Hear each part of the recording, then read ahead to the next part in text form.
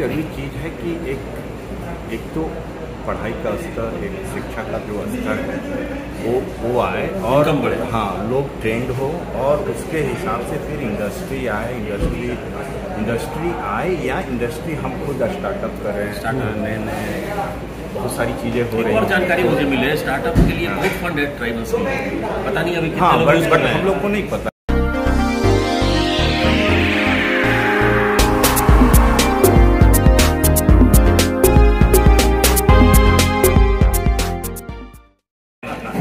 दूरदर्शन में काफी ये जो है ना प्रताप जी, ये डॉक्टर जितेंद्र खतई थे और मैंने जो अपना पीएचडी लिखा था और वो नेट पर चला गया, जेएनयू से जो मैंने किया था, तो उसको देख करके इन्होंने हमको ईमेल किया और ईमेल में लिखा इन्होंने कि जो जानकारी आपने वहाँ दी है अपने रिसर्च में, वो हम थारू रहते हुए भी हमें नहीं मालूम, ठीक है। और आज देखिए कि मैं खोज रहा था, इनको मालूम था कि ये नीदरलैंड से पीएचडी किए हैं और आईआईटी दिल्ली में आ गए, लेकिन आज ये सौभाग्य प्राप्त हुआ 10वीं के दिन कि हम इनसे मिले।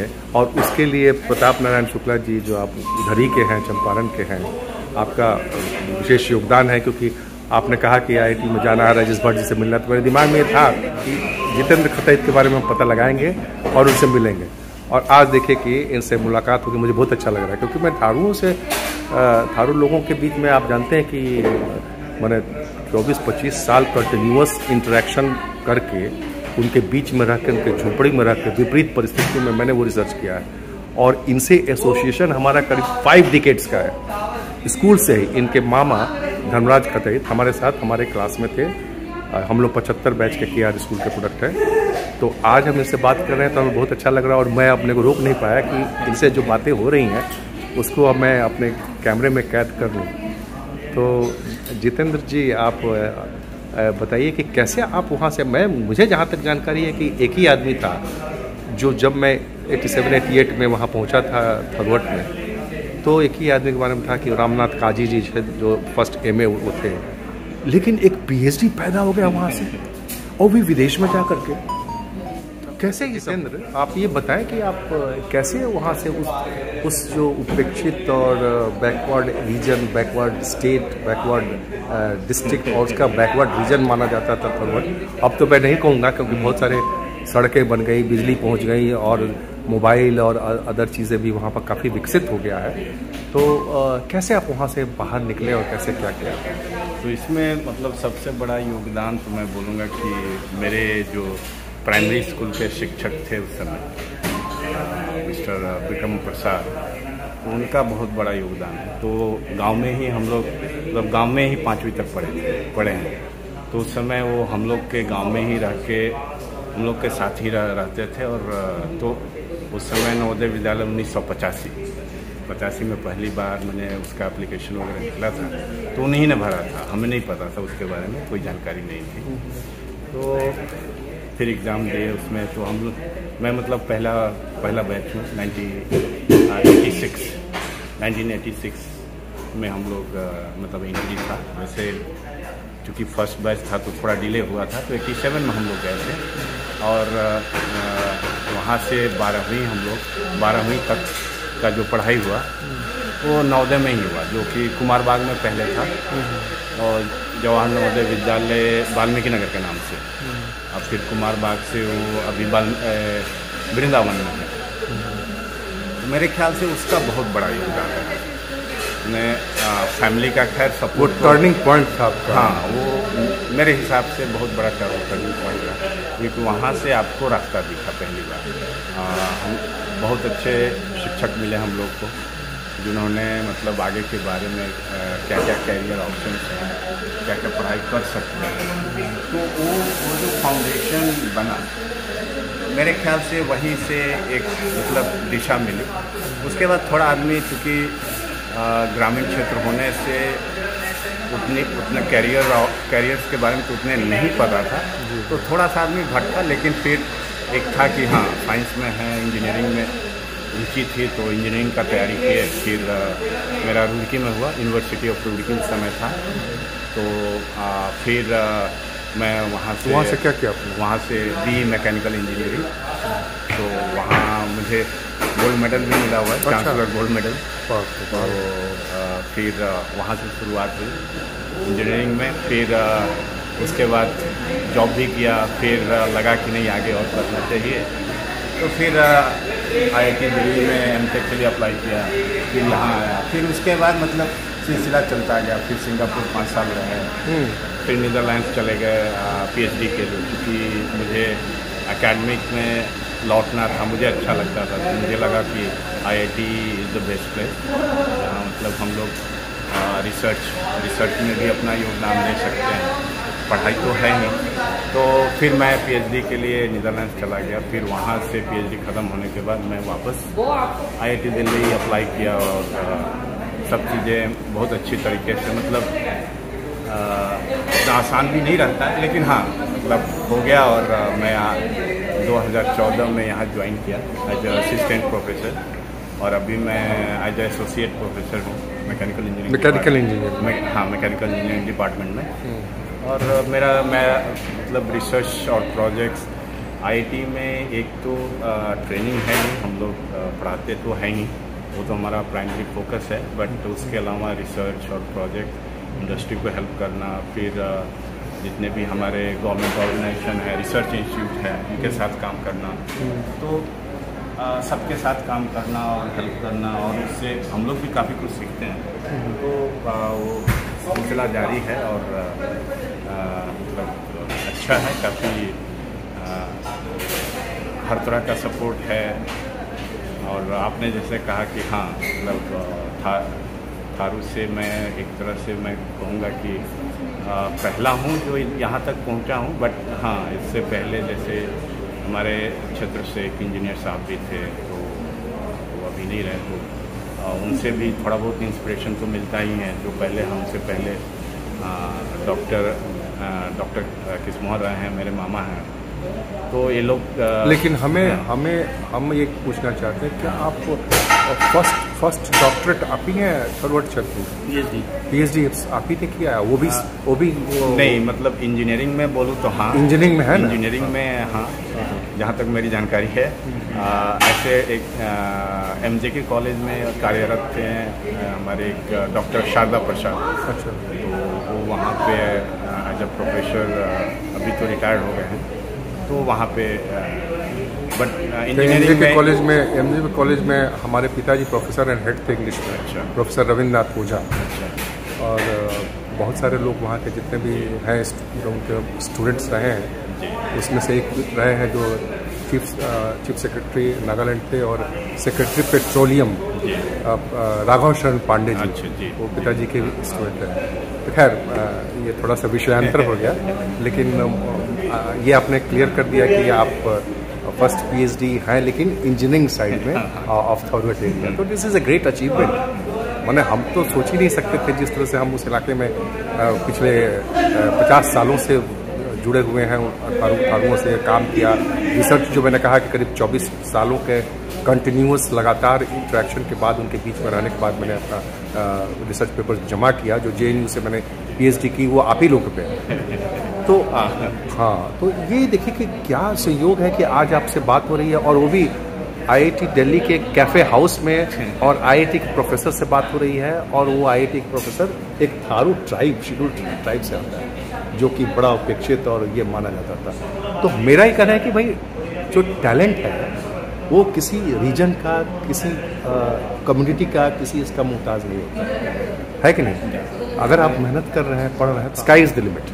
अब आपका क्या ड्रीम है? अब क्या करना चाहते हैं? मतलब मेरा जहाँ तक मानना है कि जैसे अभी उसके बारे में बात हो रहा था, तो आई थिंक सबसे बड़ी चीज़ है ऑप्शंस और वो सुविधा मिलना। अगर सुविधाएं मिलेंगी तो जो भी मतलब ठीक है, वो उपेक्षित वर्ग है, तो आपने क्या शिक्षा का अभाव है, लेकिन अगर मतलब वो सुविधाएं अगर वो ग्रास रूट लेवल तक पहुंचती हैं, तो डेफिनेटली फिर वहाँ से भी बच्चे निकलेंगे, आगे आएंगे, और वो भी सारी चीज़ें कर सकते हैं जो एक आम आदमी सोच सकता है। डॉक्टर जितेंद्र, मेरे पास ये साक्ष्य है कि मैं आपसे बताया कि इतने सालों से मैं वहाँ रहा हूँ और उन झोपड़ी में रह करके उनके घर में रह करके किया हूँ।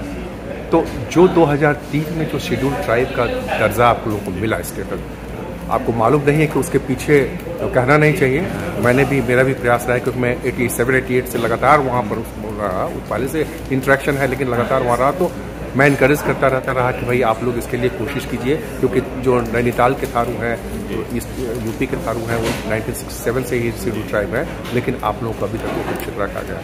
2003 में शेड्यूल ट्राइब बनने के बाद मेरे पिताजी के एक स्टूडेंट हैं बखरी बाजार में, वो योगेंद्र महतो, शंकर महतो के घर में मैं रहता था। शंकर महतो वहाँ जो थारू कल्याण महासंघ जो है ना, उसके फाउंडर मेंबर हैं, उसके रहे हैं। तो उनके बेटे दूसरे नहीं, छोटा बेटा नवेंद्र सब इंस्पेक्टर हो गया। मैंने बहुत खुशी हुई मैं कि पहले ऐसा नहीं सोचा जा मेरे ख्याल से 2003 के बाद ऑफ कोर्स जब एसटी में इंक्लूड हुआ है, तो मेरे हिसाब से अपॉर्चुनिटीज़ तो बढ़ी और मौके भी मिले हैं, तो काफ़ी लोग अब सर्विसेज में आपको मिल जाए। बिल्कुल। बट वही है कि जो मूलभूत सुविधाएं हैं ग्राउंड लेवल, उसमें सुधार होना बहुत। अब मैं बताता हूँ, आप गए हैं कि नहीं गए हैं? मैं तो अभी 22 जून में भी होके आया हूँ। तो सड़कें, इतनी अच्छी सड़कें बन गई हैं आपको वहाँ तक, नहीं सड़क ठीक, बिजली, मैं जब जो तो सुधार हुआ है फिर उसमें तो, और एजुकेशन, उस बखरी बाजार में कन्या महाविद्यालय है, जो कि पहले महाविद्यालय नहीं था, वहाँ कन्या रेजिडेंशियल कन्या विद्यालय खुल गया है। हेल्थ की फैसिलिटीज़ हो गई हैं। अब जो मैं देख रहा हूँ आज से करीब मतलब कि 86, 87, 88 में और अब में बहुत फ़र्क है। हाँ, फ़र्क तो है, मतलब उसमें मैं इनकार नहीं करूँगा, बट अभी भी जैसे जरूरत है। तो और जैसे अगर मैं कॉलेज की बात करूँ, महाविद्यालय की बात करूँ, तो जैसे हरनाटाल, बखरी, ये सब एक तरह से उस क्षेत्र के सेंटर पॉइंट्स हैं और अभी भी मतलब नहीं नगण्य है। तो अगर हायर स्टडीज़ के लिए कोई बच्चा अगर सोचता है तो उसके लिए ऑप्शंस नहीं, उसको बाहर ही निकालना पड़ेगा। तो एक वो चीज़ है जो अभी तक, वो अगर तकनीकी शिक्षा के बारे में देखें तो पॉलिटेक्निक हुआ, ITI हुआ, वो सब अभी, तो वो तो हम लोग सब अभी नहीं। हम लोग तो बेतिया में थे ना, तो बेतिया में MJK कॉलेज में पढ़े और हम लोग को भी बाहर निकलना पड़ा। तो जैसे आप निकल करके कहाँ तक पहुँच गए। हाँ, तो आपको हर कोई बाहर नहीं निकल, नहीं, वो तो है। कुछ सुविधाएं हैं जो क्षेत्र में हो तो अच्छी है, बिल्कुल। मतलब फिर तब सबको चाय कॉफी ले लीजिए। हाँ नहीं, हाँ ठीक है, हाँ। उसके बाद ठंडा हो जाएगा ना, चाय पीते रहिए, पीते नहीं हो पाएगा। क्या नहीं होगा, अरे पीते रहिए, आपका बहुत इंटेंस रहता है, जबरदस्ती करके हम पीते रहिए, ये चलता रहेगा, उसमें और अच्छा लगेगा। लीजिए। और कनेक्टिविटी हो गई है। हाँ, कनेक्टिविटी अच्छी हो, रेल की कनेक्टिविटी हो गई है, रोड की कनेक्टिविटी हो गई है, मोबाइल की कनेक्टिविटी हो गई है। ये सारी चीज़ें होने से वहाँ पर बैठे बैठे लोग कहाँ बात कर रहे हैं। और तो मतलब देखिए, एक जो ढांचागत अंतर है, जो क्या बोलेंगे, जो रोड हो गया, सड़क का निर्माण हो गया, आपका जो बिल्डिंग्स बन गए, वो तो आ ही गए। अब उसमें है कि लोगों को डालना नहीं, और लोगों को डाल के उनको अच्छी तरह से चलाना, वो सबसे बड़ी चीज़ है। एक मतलब योगगामी जो मुझे दिखती है जब भी मैं वापस अपने गांव जाता हूँ, तो क्योंकि पिछड़ा क्षेत्र होने के चलते कोई भी बाहर से वहाँ नहीं जाएगा, उसके लिए दिक्कत है। तो फिर आपको जो क्वालिटी चाहिए, शिक्षक हों या डॉक्टर हों, जो अस्पताल सरकारी अस्पताल हैं, वो मिसिंग है, वो नहीं, वहाँ दिक्कत है। हाँ, वो तो है ही। और कोई भी देखिए, कितना भी डेवलपमेंट हो जाए, कुछ भी हो जाए, तब भी कुछ ना कुछ चीज़ें रहती हैं। आदर्श तो कुछ हो नहीं सकता है। लेकिन आप जो कह रहे हैं वो भी अपनी जगह पर सही है कि ये सारी चीज़ें होनी चाहिए। और एक जो मैं देखा, जो मैंने आपको बताया कि मैं पिछले 30 सालों 35 सालों के बीच में देखा कि काफ़ी कुछ परिवर्तन हो गया, लोग बाहर जाने लगे। जनरली पहले होता था कि वो मैंने एक ये सोसाइटी क्लोज सोसाइटी थी ना, लेकिन सोसाइटी थी या मतलब हम लोग ही बाहर नहीं निकलते। लेकिन उसमें एक योगदान तो आपका, जैसे मोबाइल है, ये सब चीज़ सबको ही एक्सपोज हो गया, सबको पता है कहाँ पहुँची चीज़। तो लोग काम की खोज में तो निकले ही हैं, यहाँ तक कि लोग मतलब पहले सिर्फ दिल्ली और पंजाबी आते, अब अभी आप कह रहे थे लोग गुजरात जाने लगे, फिर कर्नाटका भी पहुँच गए, बेंगलोर चले। अरे अभी आप कह रहे थे, अभी जितेंद्र जी आप कह रहे थे कि आपके घर का कोई सदस्य वनस्थली से PhD कर रहा है। हाँ, बोल रहे थे 2003 के बाद। तो 2003 के बाद एक बार ST का जब होने के बाद, थारू जब ST में इंक्लूड हो गया, उसके बाद तो डेफिनेटली मतलब लोग आगे आए हैं, मौका मिला ही है। तो काफ़ी आज के डेट में काफ़ी स्टूडेंट हैं जो IITs में भी आ रहे हैं हमारे क्षेत्र से। अच्छा। तो मतलब दिल्ली में एक स्टूडेंट है जो मेरे अंदर PhD कर रहा है। तो बट इन जनरल हर साल कुछ यहाँ से PhD कर रहा है। हाँ। आपके अंदर में कर रहा है। हाँ। और वो वही पश्चिम चंपारण के थारू हैं। हाँ। अरे वाह, मैं उनसे मैं फिर कभी आऊँगा, उनसे ही बात करूँगा। तो मतलब सब मतलब उसका इंजीनियरिंग NIT से है, ही वॉज इन टच। तो मेरे अंडर इंटर्नशिप वगैरह भी किया, प्रोजेक्ट वगैरह किया। तो गाइडेंस होने से फ़ायदा तो होता ही, और जो भी ड्यू प्रोसेस है उसके थ्रू आया है। तो he is bright, he is good student. ऐसे भी मतलब जैसे IIT गुवाहाटी में, मेरे ख्याल से IIT चेन्नई में, IIT चेन्नई से हमारे क्षेत्र के मतलब जो थारू स्टूडेंट्स हैं, ग्रेजुएट किए हैं, अभी मल्टीनेशनल्स में वर्क कर रहे हैं, काम कर रहे हैं। तो कहीं ना कहीं हेल्प तो मिला है। और उसमें ठीक है, अपना जो सुधार हुआ है शिक्षा में, जो भी सुधार हुआ है, मूलभूत सुधार, उसका एडवांटेज मिला है। जी, मैं तो कह नहीं सकता कि मुझे कितनी खुशी हो रही है आपसे मिलकर। और आज मैं यहाँ कैंपस में आया था तो मैंने पता लगाया भाई मैकेनिकल इंजीनियरिंग में कहाँ पे हैं आप, क्या है। तो संयोग से यहीं पर एक आपको मिलाया हुआ था, कंप्यूटर के में हैं प्रोफेसर, वो डॉक्टर राजेश भट्ट है ना, उनसे बात हुई। तो फिर उनको मैंने कहा, फिर उन्होंने पूरा डिटेल जो है फ़ोन नंबर से लेके, और आप कहाँ रहते हैं, वो घर का भी 10 क्या G स्ट्रीट या क्या है, 10G स्ट्रीट में, तो कैंपस में ही अकोमोडेशन है। तो वो सब मालूम हुआ। अच्छी चीज़। आप क्या सोच रहे हैं वहाँ पर कैसे अपना योगदान देने के लिए थारू क्षेत्र में? नहीं, अगर तकनीकी क्षेत्र में, शिक्षा के क्षेत्र में अगर कोई भी, अगर बिहार सरकार की तरफ से या केंद्र सरकार की तरफ से कोई भी अगर हमें दायित्व मिलेगा, तो उसमें ज़रूर हम लोग जो भी योगदान दे सकते हैं उसमें ज़रूर योगदान देंगे। और हमारा काम है गाइड करना, डायरेक्ट करना, जो भी हम लोग यहाँ देख रहे हैं नेशनली जो हो रहा है, जो इंटरनेशनली, क्योंकि सिंगापुर में भी 5 साल काम किया हुआ है, नीदरलैंड्स यूरोप में भी 5 साल काम किया हुआ है, और हम लोग कॉन्फ्रेंसेस में जाते रहते हैं। तो एक पता है कि एक हायर लेवल में किस तरह से काम होता है, और कैसे शिक्षा का स्तर और पर्टिकुलरली तकनीकी क्षेत्र में अगर देखिए तो और कैसे वो सुधार मतलब आपको एम्प्लॉयमेंट जनरेशन में कैसे काम आ सकता है।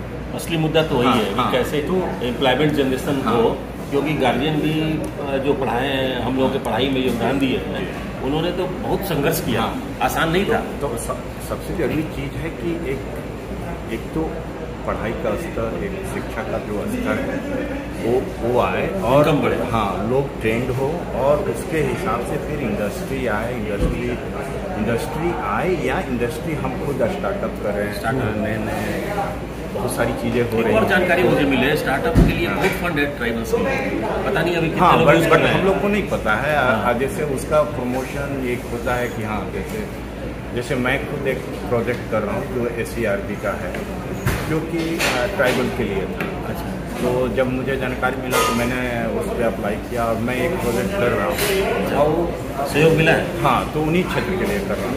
बट और भी स्कीम्स हो सकती हैं जिनका हमें पता नहीं है। जब तक सारा क्षेत्र मतलब विकसित नहीं होगा, वहाँ इंडस्ट्रीज नहीं आएंगे, तो क्योंकि हमारा एक चीज़ समझना पड़ेगा कि हमारा कृषि प्रधान प्रदेश है, सिर्फ अगर उसमें सीमित रहेंगे तो दिक्कत होगी। बिल्कुल।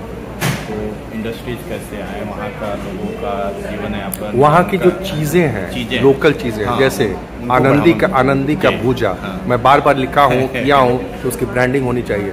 वहाँ के जो टोकरियाँ बनती हैं, GI टैग, वहाँ का जो है वहाँ का बहुत अच्छा है। मतलब मेरी माँ है, वो वहीं बहुत अच्छा बनाती हैं। बताइए। मैंने उनको लेके काफ़ी चीज़ें इकट्ठा किया हुआ है। नहीं तो माँ अगर आप यहाँ आएंगे तो मैं चाहूँगा कि उनसे मैं बात करूँ। उसके बाद बासमती राइस, वो भी वहाँ का है, अलग का, वहीं उसी का। जो आप आनंदी चावल की बात कर रहे हैं, वो उसका मार्केट वैल्यू काफ़ी अच्छा हो सकता है, क्योंकि वो स्टिकी राइस की तरह है। बिल्कुल, वो कहीं नहीं मिलेगा। हाँ, आप मार्केट में जाएंगे तो कोरिया, जापान, वहाँ साउथ ईस्ट एशिया में वो काफ़ी पॉपुलर है स्टिकी राइस। स्टिकी राइस यहाँ भी मिलता है, काफ़ी एक्सपेंसिव होता है, वो आपको 600-700 रुपये किलो से कम में नहीं मिलता, जबकि वहाँ पर उनको कुछ दाम नहीं मिल रहा है। हाँ, लेकिन वो चूँकि मार्केट नहीं है तो वो धीरे धीरे विलुप्त हो रहा है, क्योंकि उसका उत्पादन कम होता है। उसका मार्केट नहीं होने के चलते जो लोकल, जो भी हम हर जाति के लोग हैं, जो हमारा वो मतलब हम अपना कंज्यूम करने के लिए लगाते हैं शौकिया तौर पे। लेकिन अगर मार्केट मिल जाता है तो फिर वो बृहद रूप से होगा और फिर लोग उत्सुक होकर करेंगे। चलिए, बहुत बहुत धन्यवाद आज के लिए।